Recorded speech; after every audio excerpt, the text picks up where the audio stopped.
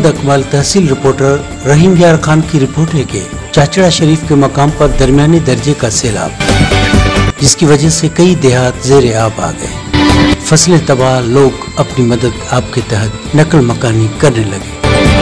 दरियाई सिंध में चाचड़ा शरीफ के मकाम पर दरमियाने दर्जे का सैलाब 3 लाख क्यूसेक का रेला गुजर रहा है, जिसकी वजह से कई देहात ज़ेरे आब आ गए और कपास, गन्ना, धान की फसलें तबाह हो गई।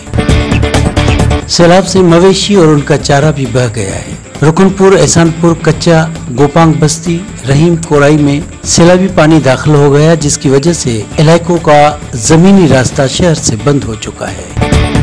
इलाका मकीन अपनी मदद आपके तहत नकल मकानी करने पर मजबूर है।